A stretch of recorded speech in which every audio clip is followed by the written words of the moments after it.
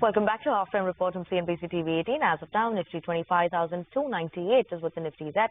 A 126-point downtick is what we're seeing for the Nifty, 0.5% down. But what's happening in the world of F&O? Mangalam is at the F&O desk to give us all those details. Mangalam, over to you. And if you look at all the action in the F&O desk in the green, so we will watch out for whether this dip that we got in the first half of today will be undone in the second half or not.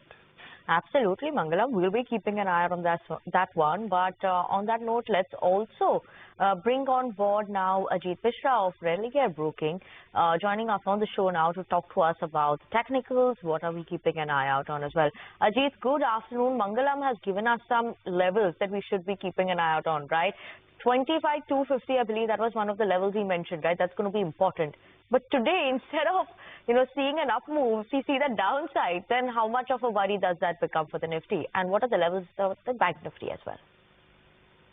Yeah, good afternoon, Vinny. So, yes, what Mangalam have shared according to the derivative data, it's aligned with what we are seeing on charts as well. Means, if you see, we are in the third week of rise when it comes to the Nifty index. We have just surpassed the August month highs around 25,150 levels, and since then we are seeing this momentum continuing. But we have a trend line hurdle at 25,500 mark, and almost we have tested that area in yesterday's trade. It's a normal profit taking and consolidation so far, and the previous swing highs would continue to act as a support area. So 25,150 to 50 would be the zone where one should look for buying opportunities. So it's a buy and dip market, but yes, to surpass this 25,500 hurdle, we need further support from the banking index. So for banking, 56,000 is a critical hurdle. So once we surpass that, because today we are seeing that the private banking measures are slightly on the back foot. Maybe it could be due to this FTSE rebalancing. But the PSU banking pack, they are still holding strong. So for banking index, we believe that 54,900, 55,000 will continue to act as a strong support area.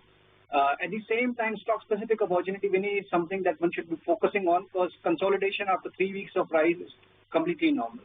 Okay, and what are the stock opportunities or trading strategies you are looking at, Ajit?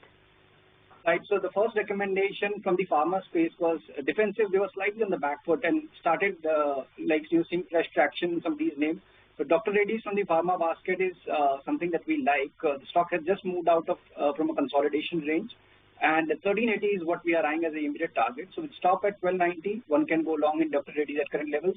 Then from the PSU banking basket, SBI the leader, almost like 3-4 months of consolidation, which has finally ended with a strong breakout, price action, volumes, everything is confirming the trend.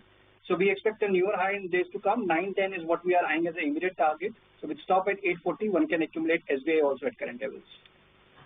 Okay, Ajit, thank you so much for that and joining us, giving us individual stock names, what we should keep an eye out on the Nifty as well as the Bank Nifty. On that note, time for a very short break. On the other side, Manisha Gupta will join us, and along with her will be Kishore of Motilal Oswal Commodities side to talk to us about the world of commodities. Stay tuned in.